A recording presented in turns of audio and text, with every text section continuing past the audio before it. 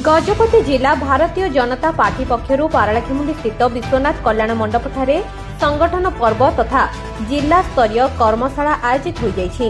जिला सभापति तथा पूर्वतन विधायक के नारायण राव सभापतित्व में अनुष्ठित एही सभारे मुख्य अतिथि भाव में संगठन पर्व प्रभारी तथा आस्का सांसद अनिता शुभदर्शिनी जोग देथिले।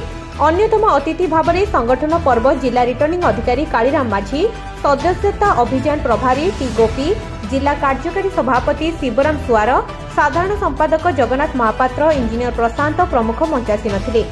समस्त निमंत्रित अतिथि तथा प्रभारी गजपति जिला सांगठनिक उभय ऑनलाइन और ऑफलाइन सदस्यता अभियान, सांगठनिक निर्वाचन, दलीय कार्यक्रम सक्रियता नहीं निजर वक्तव्य प्रदान करथिले।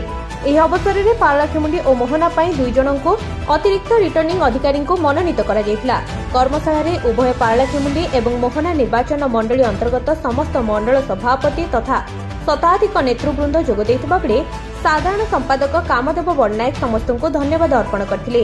ବ୍ୟୁରୋ ରିପୋର୍ଟ, ପ୍ରୟାସ ନ୍ୟୁଜ୍।